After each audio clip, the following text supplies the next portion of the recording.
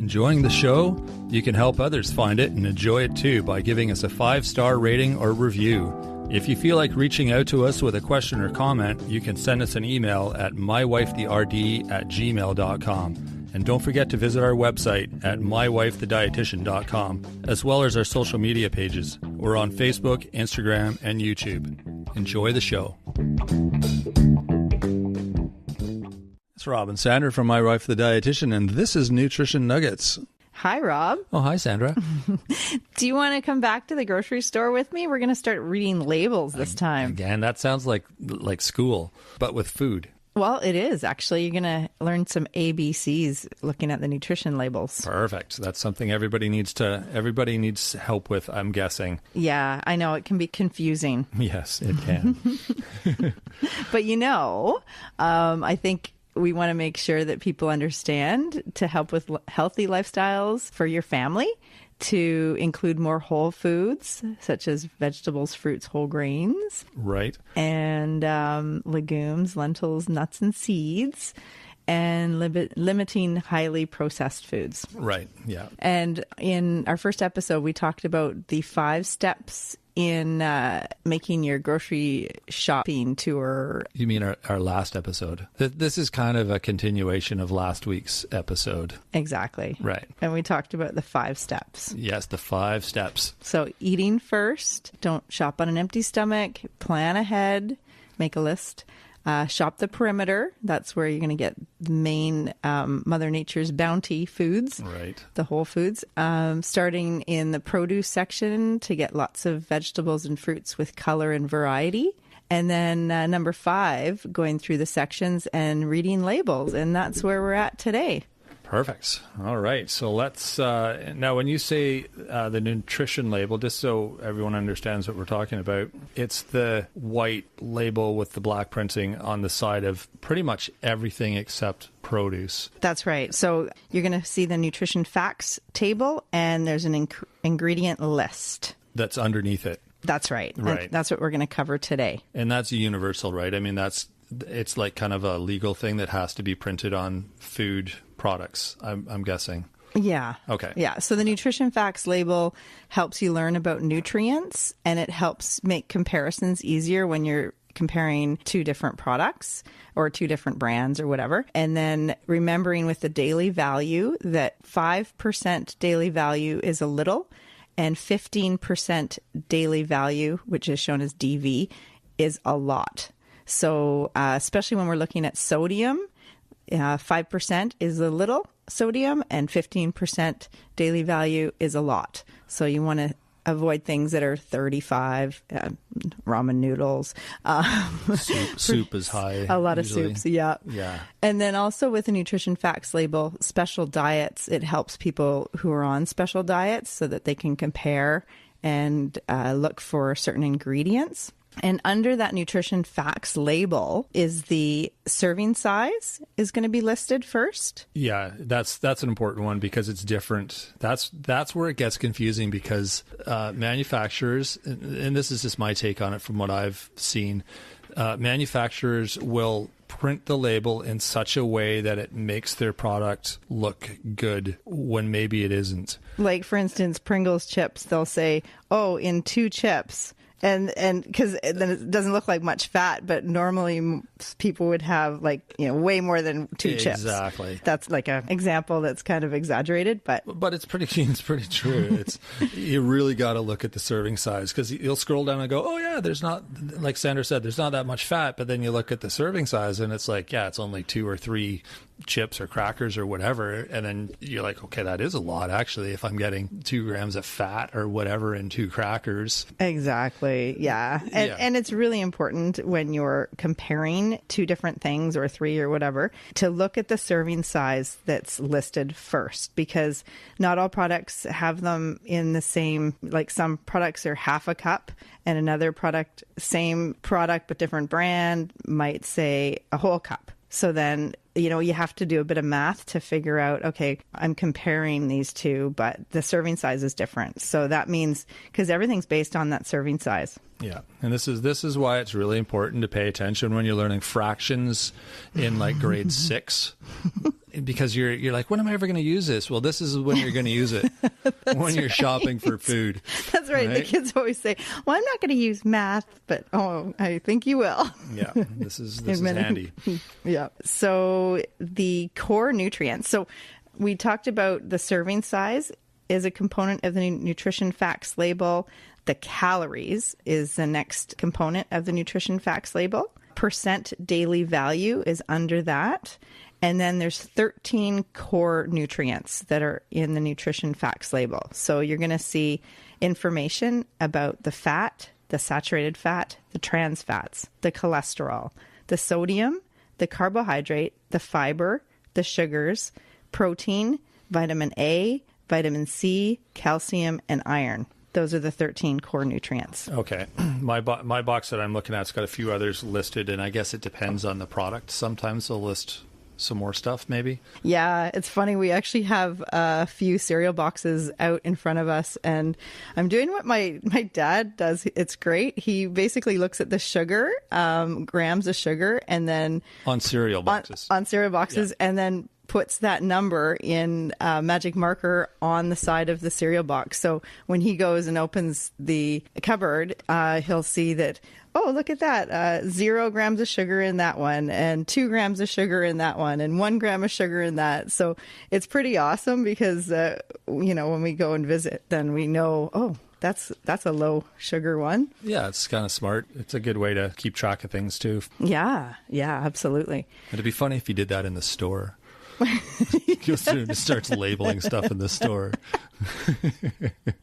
With the magic marker. With the magic marker, That's exactly. awesome. Yeah, no, but that's, I think my nutrition, a lot of my interest in nutrition stemmed from both my parents. They were pretty health conscious, and yeah, we ate pretty healthy foods, and I kind of learned. Interested in what they were eating, maybe, too, hey? Absolutely, yeah. That's what a lot of it's based on, I think. Yeah. Yeah, that's funny.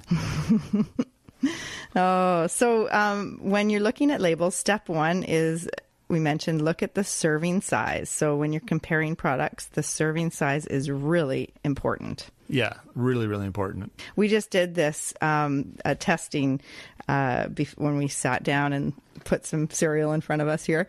So we have Cheerios, for instance, and there's granola, and it's blue menu granola. So, you think, oh, blue menu, that's healthy. So it's really interesting. So I did what my dad does, and I put in a magic marker the number of grams of sugar on the side panel.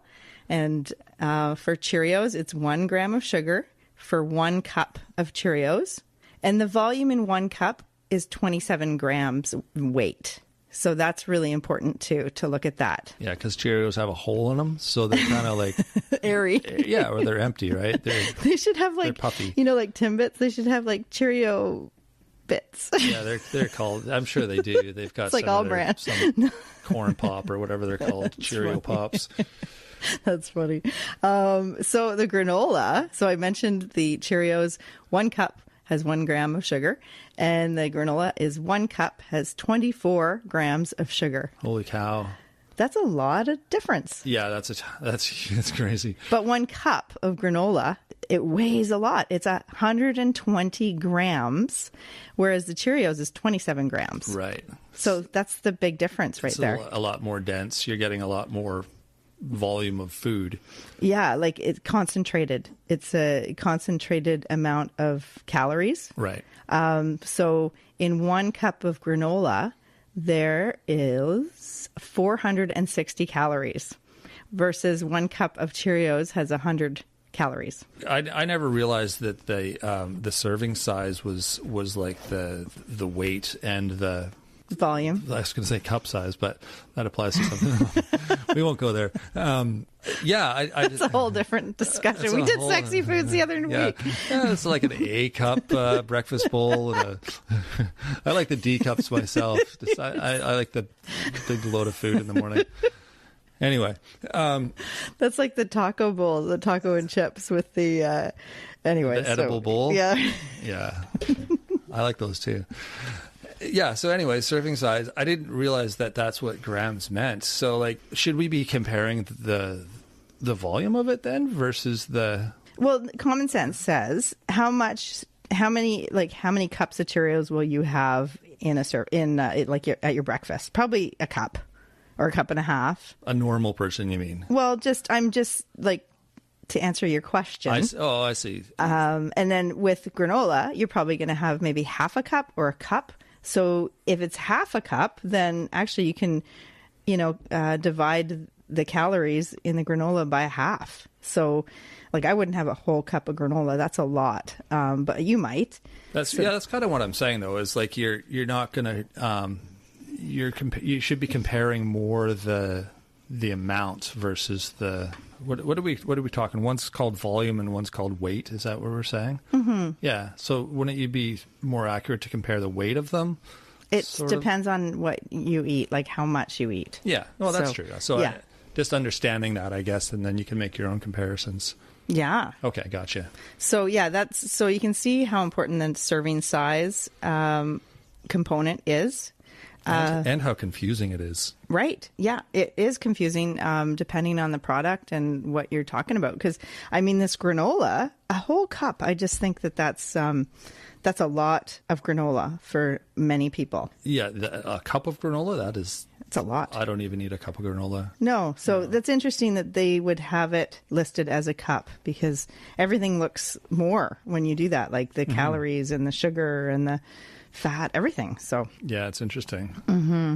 Yeah. So when you're looking at, step one, look at the serving size to compare products. Step two is look at the calories. So how much? What is your amount? Like how much are you having? Are you having the whole cup of granola or are you having half a cup? Because if it's half a cup, then you divide those calories by a half. So 460 divided by 2. That's 230. There you go. It's not 230. Oh, I gotta go to the dentist. My tooth hurts. I'm just joking. No. Sorry. That's a mom joke. That's a total. Well, you get to say your dad jokes. Yeah. So. Okay. So then step 3 is percent DV, percent daily value. A little is 5. 5% or less. That's right. Yes, yeah. And then a lot is 15%. 15. Or more. So step 4, trying to get more fiber, more vitamin A, C, iron, and calcium. So when you're comparing labels and you're looking for certain foods, you want more of certain nutrients and you want less, step 5, less of fat, saturated fat, trans fats, sodium, and cholesterol. Yeah, okay, that makes sense. I never thought of it that way. And then the ingredient list is by dry weight. So the number 1 ingredient is going to be the most in that food. And then it goes down in order.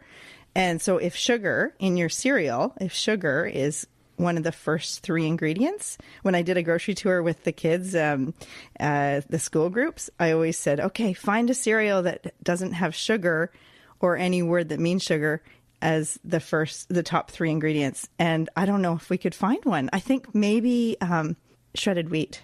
Really? Yeah. There's they all have sugar in the first 3 ingredients. Wow. Yeah, you're right. That's amazing. Even the ones that seem like they're healthy have a little bit of sugar just to make them less bland, I guess. Well, yeah, even the Cheerios here, whole grain oats, cornstarch, and then sugar. So cornstarch is actually a form of sugar and then sugar. So the second and third ingredients are sugar related. And that's in Cheerios? Yeah. Wow. Yeah. Huh. So words for sugar.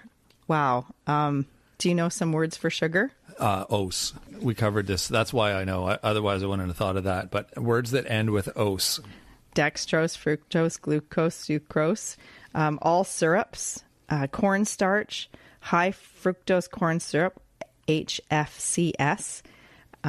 Those are all sugar names. I think there's over 50 different names for sugar in food. Wow. And they're all just a different variation of sugar, different, however they're made, whatever. Exactly. Yeah. Wow. And in your body, they all end up being the same thing. So it really doesn't matter what kind of sugar in the food. In your body, it turns into glucose, blood glucose. So, there is so much sugar in our in our food supply, in processed foods, that the rates of diabetes are going through the roof, and then all the other chronic diseases that can be related to that too, like the triglycerides or elevated cholesterol problems, and it's related to the sugar. I have a question for you. Okay. We talked about this the other day. On the raisins, which is like dried fruit, the sugar number is quite high. Okay, yeah, they're dried, so they are more concentrated. So you're getting more concentrated amount of sugar in that grape. So if it was a grape, it's got less sugar than in a raisin. And then you would, with a dried fruit, you're going to have a lot less dried fruit than fresh fruit. Like as a serving size, you have just like a quarter cup. Right. But would I look at that label and go, oh my God, there's 29 grams of sugar. This isn't good for me. I better not eat raisins or whatever. It's all about the portion size and looking at the amount you're having. And so if you like raisins and they're a good source of fiber, really good, then having a small amount is okay. And look at the serving size that it says on the raisins label. Okay, that's good to know. So with the sugar, you want to look for things that are unsweetened because then they don't have added sugar. Remember we talked about the plant-based alternatives to milk? Yeah, right. If you have the unsweetened almond or oat milk, that's going to have less sugar than the original or regular. Right. Okay, that makes sense. Yeah. So a lot of products have natural sugar. So fruits are going to have natural sugar, like the raisins, for instance. If it's got sugar added, it'll say it on the ingredient. So you can actually look at that, because if it's got sugar and all those words that we said for sugar, if it's in the ingredient list, then they've got the raisins, and they've put sugar into it. So that's not a good thing.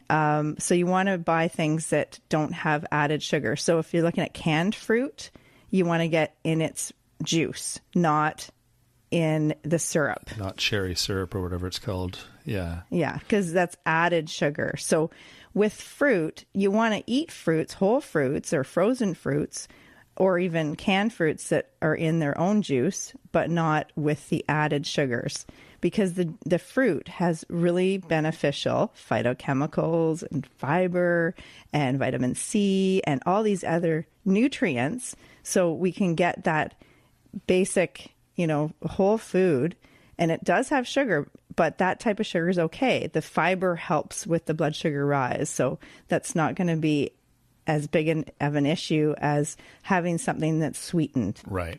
A really good example that's easy to see is looking at peanut butter. If you get a jar of all natural peanut butter, the ingredient list will say peanuts. Yes. And that's it. And then you compare it to Skippy or Kraft or whatever, and there's like 15 things in the ingredients, and icing sugar, molasses. Oh, it's crazy. Yeah. Yeah. And so, right there, you can see, you can make peanut butter with just peanuts and it tastes pretty good. You don't need all that other stuff, because that just cranks up the sugar and the fat and all that. So it's an easy comparison to make. Exactly. Yeah. Next time you're in the peanut butter aisle. And also with yogurt, we talked about this before, is buy the plain. Get plain yogurt. It's just got the sugar from the lactose. Yeah, so there's no that's added another sugar. one that's loaded with sugar. It can be, yes. Yeah, for sure. So that's really important. Even vanilla yogurt, it's not sweet per se, it's just vanilla, but it's actually a flavored yogurt. So usually they have flavorings in them and sugar. 19 grams of sugar. Yeah. That's pretty, from what I remember anyway, that's yogurt. And a good rule of thumb is you divide that number by 4, and that's a sugar cube or a teaspoon of sugar. So for instance, this granola, 24 grams divided by 4. That's 6 sugar cubes. Yeah. In my bowl of granola. If you have a whole cup. Wow. Yeah. So, that's a really good way to look at how much added sugar is.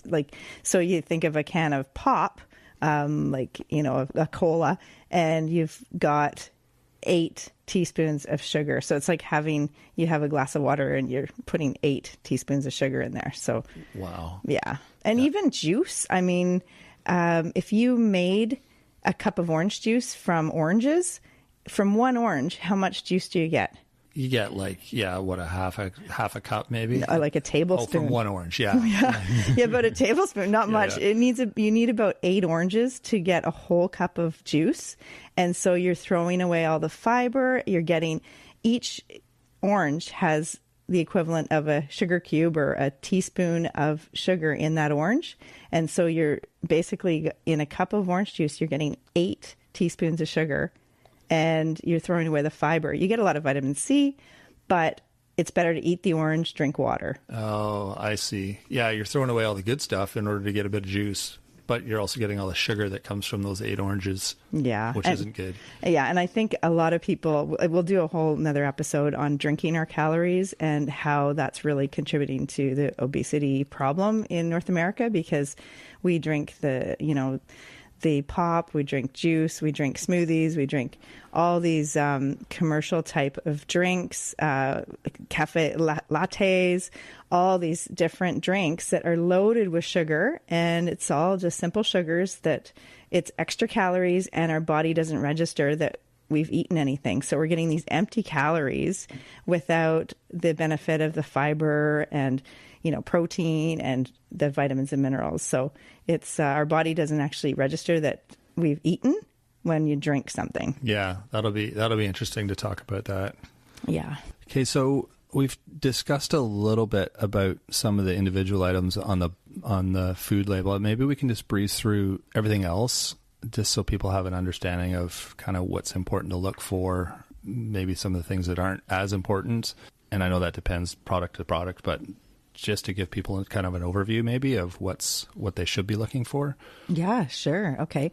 It depends on the section we're in the grocery store. And say we're in, for instance, the grain section, like we're looking at the cereals here. We're probably going to focus more on fiber.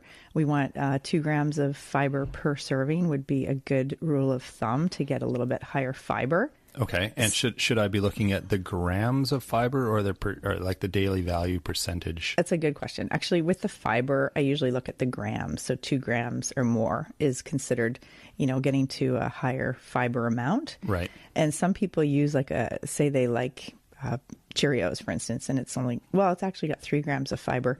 But you can add all bran, like you can sprinkle a little bit of that really high fiber, like Bran Buds or All Bran, onto your cereal just to increase the amount of fiber you're getting in your morning. Yeah, that's a good idea. Breakfast is actually a really good time to get a good amount of fiber, like whole grain fiber in your day. Right. Because most people, I think we talked about this, most people are low in fiber in North America. They're not getting their 25 grams over the day. And, we should try to use breakfast as one of the, if you're only eating 3 meals a day, that's a good place to get some fiber. Yeah, good call. And with calories, it depends on what your goal is. So for a lot of people, the goal is to kind of, reduce calories overall. And I think the best way to do that is, choosing the whole foods, more of those. And then if you're using cereal, for instance, you're probably going to want to get a lower calorie, I don't mean like sugar-free, because that's usually artificial sweeteners. And then they add other things to make it taste good. Right. But with, remember we compared granola to Cheerios, and the granola was like 400 calories per cup. That's a calorie-dense cereal versus, a Flakes or Cheerio or an O type of cereal. That's going to be a little bit less dense and less calories. Yeah, for sure. Did you say an O type of cereal? Yeah, well, there's lots of like Wheatios or Odeos. I don't know. That's funny. I never thought of that. You're right. Yeah, and then the way we get calories are we get protein gives us calories, carbohydrates give us calories, and fat gives us calories. So when we're going into other sections, say the meat department, when you're looking at your meat, you probably want to get something that has less marbling, because that's like the hidden fat. So the fat in foods that can, have a bit less fat with by choosing lower fat items. Like less fatty meats. Yeah. exactly. Or like the added fats. We have our meal and then we put, we have this beautiful salad and then you like soak it with the salad dressing, which it might be a low calorie or reduced fat, but then that usually means it's replaced with added sugars and sodium. So it's not necessarily a great choice either. So even making your own salad dressing with some olive oil and some vinegar, balsamic vinegar or something like that would be a better choice, because then you're in charge of the ingredients. You know how much salt, how much sugar, you know what's in there. So yeah, the salad dressings as a whole, like there's so many different claims and labels in salad dressings. It's tricky. You can almost think that if there's a claim on a box, it's there to convince you that that product is healthy. Like there's no claims on green peppers or bananas, right? They don't have to prove that they're worthy. So take it as a hint. It's like, okay, why are they trying to convince me that this product's good? They want you to buy it. Yeah. They want to stand out amongst the 80,000 other products, right? Yeah. Yeah. So we should be wary of how much added fat we're using, and that's things like butter, margarine, sauces, gravy, mayonnaise, salad dressing, anything you're adding to dips. your food. Yeah, a lot of people add like some sort of added fats to their meals, and then that just increases the overall calories, because that's a fat calorie, which is more energy dense than protein or carbohydrate calorie. Right. But we need some fats, like definitely for fat-soluble vitamins, and we need less of like the processed oily fats. Those are really not great. So, I just think natural fats like avocados. Those are good. Those are the ones you need. Yeah, the nuts, seeds, nut butters, seed butters, and like the avocado fat is good. But yeah, the processed oils and the foods that have the processed oils are not great. They're just, they're too high in the polyunsaturated fats, and they have too much omega-6, and we want that balance of omega-3 and omega-6 to be a better balance. So that's why we suggest having more fish or flax seeds or some sort of, like healthy fat. Yeah, like the seaweed, the algae, like that kind of stuff has good omega-3s, and we want to increase that balance. So some people take those omega-3 6-9 supplements, and I really suggest don't take the full complement 369, just buy an omega-3 supplement if you don't eat fish or flax seeds, and you don't need the omega-6 and 9, because usually that's plentiful in our processed food world. Yeah, for sure. I'm thinking too, when a lot of people probably don't look at or don't think about what's in the salad dressing that they're adding. They just think, oh, I'm having a salad. That's healthy. That's good. But they don't realize that their salad now is like 12 grams of fat because they dumped a bunch of dressing on it. Yeah. So that healthy salad just kind of goes out the window there. Yeah, and you can make your own like creamy salad dressing too, with like plain yogurt, maybe a little bit of vinegar, or like some sort of creamy homemade dressing. Yeah, I'm sure there's lots of recipes out there, but it's something to think about. One thing I was just going to mention too, you and I were just talking about this before. This helped me understand the whole calorie thing a bit better, so maybe I'll just mention it again. But for myself, calorie intake or requirement for the day is, we'll say, 3,000 calories. And so if I look at how I'm getting my calories, and I said if I eat a Big Mac, that's probably like 1,000 calories right there. And then if I have a pizza and a couple of beers for dinner, there's the other 2,000 calories, and that's my nutrition for the day. And then you're not really getting your fiber, you're not getting your phytochemicals from all those healthy, colorful vegetables and fruits that you should be eating. The whole grains. What kind of bun is on that burger and the pizza? It's all white, highly processed, and lots of refined carbohydrates. Yeah, so that's a completely exaggerated example, and that's not how I eat. But it shows you that sometimes, once in a while, in the summer or whatever. Sure. It shows you that I got my 3,000 calories, which my body needed, but how I got my calories wasn't healthy. Or go to the corner store and get one of those big gulps, and then it's unlimited. Super big gulp. Yeah, and then you can get like free refills. That's insane. So Why you're getting people overweight? 2,000 calories just from the pop you're drinking, and then you still have 3 meals and 2 snacks or 3 snacks to eat. Yeah. It's just crazy the amount of sugar in our food supply, and also salt is the other additive that we do have a lot. Even just like our whole grains, like if you think of, you can get the sodium-free ones, like not processed. So, the minute rice, anything that's processed, it's going to probably have a little bit added salt in it. Right. So, and also because it's a preservative. Isn't it is. Yeah. So they use it for making things last longer in the box on your shelf. Exactly. And then that leads to higher blood pressure, metabolic syndrome, diabetes, like all the issues with heart disease are related to the amount of sodium. Because I think in North America, the average intake of sodium is double what the recommended amount is. Wow, really? Yeah. Holy. Yeah. Yeah, So, that's a big one to keep an eye on. and it's totally related to eating highly processed foods, fast foods, restaurant foods, sauces, and, canned foods. Just so much of our food has added sodium in addition to the sugar we talked about too. Yeah, that's a good one to check on the label. Yeah, so as far as calories, we want to just make sure that we're getting our daily requirement through healthy choices, healthy foods instead of Big Macs and pizza. Yeah, like kind of higher nutrient density. So lots of like the, foods with fiber, and they have some good vitamins and minerals in that food. And they're not like greasy or deep fried or, have those extra fats.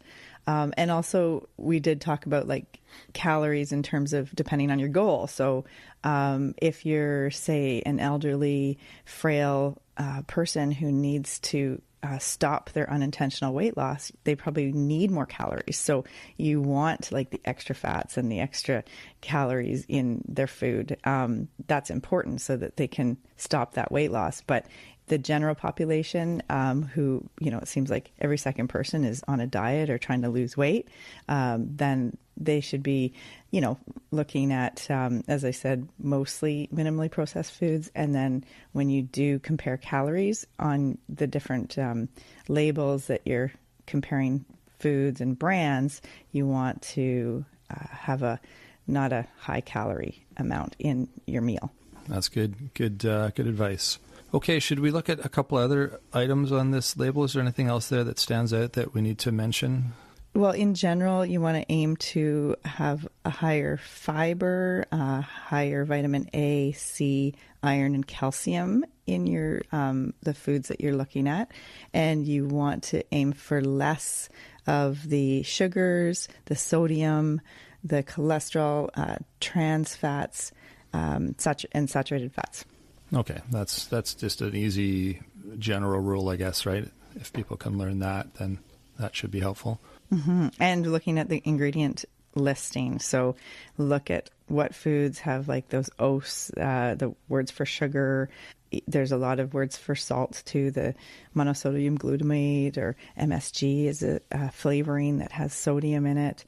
Just salt or sodium as words on the label also are on there. And then flavoring too. I mean, a lot of times they're at the end of the list, but it could mean like the red flavoring is actually, red coloring is actually made from an insect, this little beetle, and it's carbite, I think. I have to look that up, but it's it comes from this insect. So say if you don't want to eat something like that. You don't like eating insects? You probably want to avoid that. Well, it's in the coloring of like for, candies or coloring for different foods that have a bit of pink or red in them, then you're probably you're eating that element that has come from a beetle.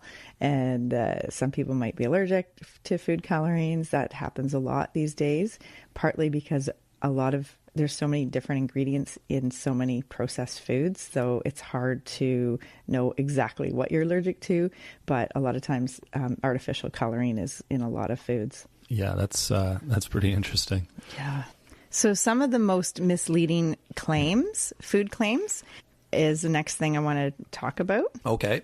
And it's the claims are kind of usually on the front or the back of the box, or it's like something that you see that the company is claiming that, oh, it's all natural or no added sugar or reduced fat or light. It's like the marketing for the products, right? That's right. That's right. So looking at light what? Oh, interesting. It could be light in color. It could be light in calories. It could be light. Light is one of those claims that is very ambiguous.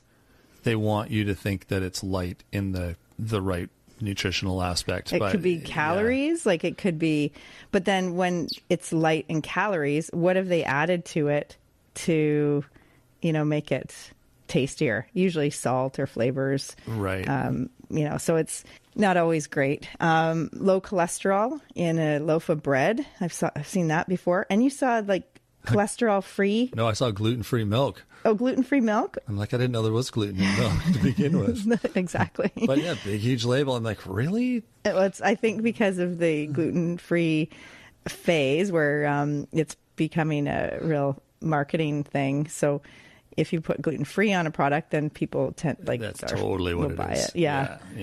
And you got to question, actually, most plant foods like bread shouldn't have cholesterol. Cholesterol only comes from animal products. Right. Okay. Yeah. So if it says cholesterol free, I saw that at some point on bread. It was kind of funny, I thought. You would get that. A lot of people probably don't realize that cholesterol only comes from animals, but like, I don't know if I would have caught that. Right. Yeah. So it probably works as far as their marketing. Yeah. So cholesterol only comes from animals, and fiber is only found in plant foods. You cannot find fiber in anything that comes from an animal. Right. Okay. Multigrain is another misleading claim. Oh, really? Mm-hmm.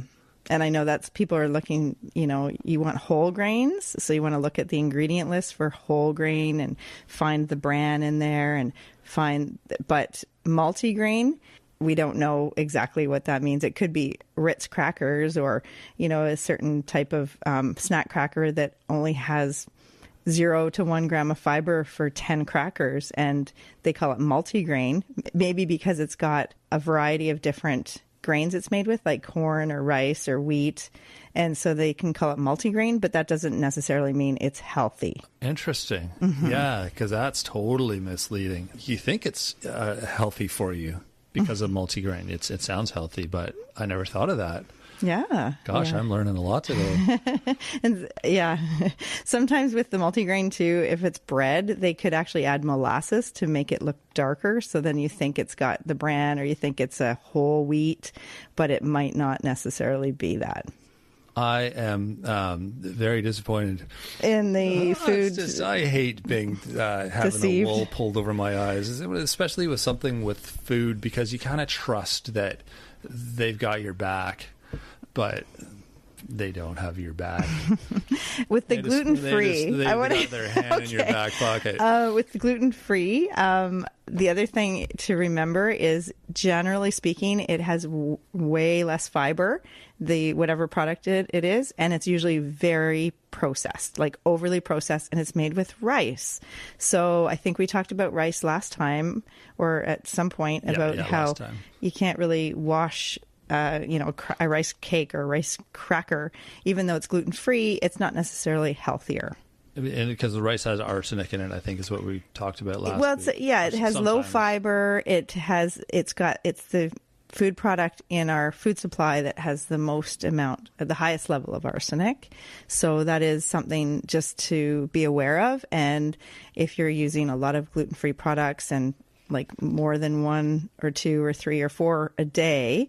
And if you're feeding your baby rice cereal, which when our kids were growing up, that was recommended. Rice cereal is one of the first foods to give them because it's like very low allergenic food, but the amount of arsenic. So it's a little bit something to think about and just be aware of. Yeah, for sure. Free range is another misleading claim, because basically it means that the chicken was allowed access to the outdoors, but it might actually never go outside. and it's not just the chicken, free range, whatever. So, you mean it was allowed to go outside, but it might not have? Yes. Oh, crazy. Maybe there's too many so that it couldn't ever get to see the outside. So that is a misleading claim. So they're not like running free in the fields happily, like like you'd expect. Yeah, right. Yeah. Oh. Yeah. Heart healthy in an instant oatmeal. That claim, there's only 3 grams of fiber in that oatmeal and lots of added sugar and sodium. So what's heart healthy about it? Well, it is oats, so that's part of it, but you got to remember it's better just to have the not the flavored type of instant oatmeal, but actually make your oatmeal. Yeah. So they take the healthy part and they throw a bunch of sugar and stuff on top of it, and that's right. Make it unhealthy. Make it convenient. And sometimes, you could always have your instant pack of oatmeal and add the raw oats to it so that you're getting a bit of the flavor, but you're adding more goodness into that. Right. Organic, sometimes that can be misleading. At least 95% of organic sources are free from synthetic fertilizers and pesticides, but it could be organic Kraft dinner, for instance. What does that mean? Organic Kraft dinner. So it still has lots of fat and calories and sugar. Oh, I see what you mean. But it's not necessarily healthier. It's misleading in that it's an unhealthy food to begin with, but they call it organic to make you think, oh, it must be good for me. Exactly. I see. Exactly. And that's what marketing claims are, right? They're to try to get the consumer to buy them. Yeah. So and the marketing terms are associated with improved health, but it is to mislead consumers into thinking that unhealthy processed foods are good for them. Right. Interesting. We're learning lots today, for sure.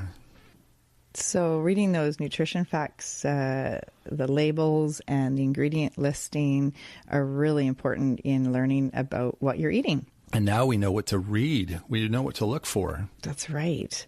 So reviewing when we navigate the aisles and food labels.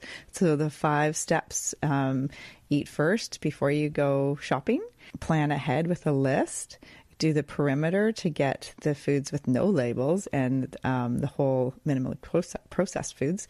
Then start in the produce section with lots of color and variety from those vegetables and fruits. And then when you go through the sections, looking at the labels and learn about nutrients and make comparisons easier when you're learning about different foods. And so with the daily value, 5% daily value is considered a little and 15% daily value is considered a lot. Sometimes we have like a little stoplight. So you see green is by the 5% or less, and then 15% DV would be a red. So if it's 30% DV is sodium, like in, say, a can of soup, then you think, okay, that's really high in salt. So it's a good way to tell. But there's things that you want to be high, like fiber. So if fiber is at like 18%, that's a good thing. Right. Yeah. Or protein maybe is good if it's on the higher end. It depends on what you want. Yeah, like so people that are dealing with different chronic diseases, including kidney disease, they probably have to watch how much protein. Right. So everybody's different in that regard. But yeah, you do want to increase your fiber in general, iron, calcium, vitamin A, vitamin C, and then the less of the sodium, the sugars, the cholesterol, the trans fats, and the extra fats, saturated fats. Yeah. And then watch those claims. Oh yeah, for sure. The claims I love the claims. It makes me laugh when I read them. It's kind of adds a bit of entertainment to the shopping. So yeah, and it definitely kind of makes you think, oh, what does this mean? And you could always look up a claim. Like if you notice a claim and you think, what does that mean? I wonder. Google it and see what a certain claim might mean in a certain food, because there is a lot of laws and legislation around nutrition claims because they could be misleading. Yeah. The other thing I've noticed too, and this is a bit of a tangent, but the size of the boxes has changed. And I remember looking at a box and it was huge. And then I pulled it off the shelf and it was really skinny. I'm like, wait a minute. They've like totally like changed this to make it look big and more appealing and a better value. But if you look at the size of the box, like the weight or the grams, it's like, this is actually smaller than it used to be, but the box looks bigger. So yeah, there's lots of little tricks. So just be aware that they're doing that and be sure to read everything. Sounds good. Yeah. All right. Well, thanks for sharing that information. I think people will hopefully be able to understand the labels a bit better now and hopefully make some better nutritional choices with their shopping experience. Yeah. And if you have a farmer's market in your area, that's a good place to get some locally grown food, or even starting your own garden.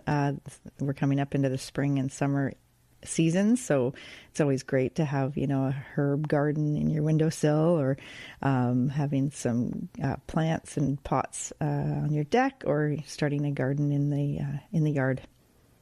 If you like more great tips like that, check out our website. There's great blog articles on there, all sorts of different things from all sorts of different authors. We often get our guests to write us articles for the blog, so they've contributed to there. So there's a plethora of good information on the website. It's mywifethedietitian.com.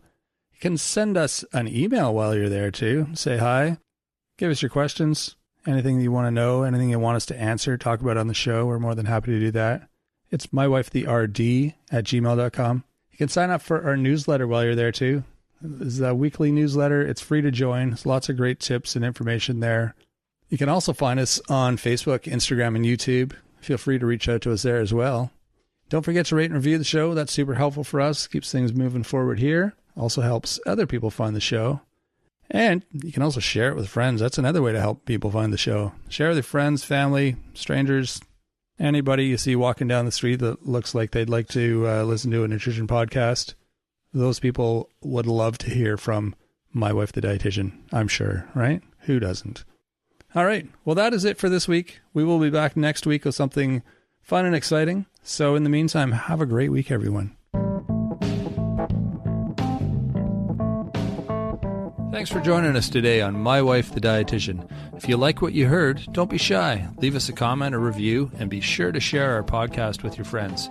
If you'd like to hear more, hit that subscribe button. You can also follow us on our social media pages for updates, episode trailers, and other odds and ends. For more info and links on what we discussed on today's episode, check the show notes. We'll be back next week with another informative and fun-filled episode.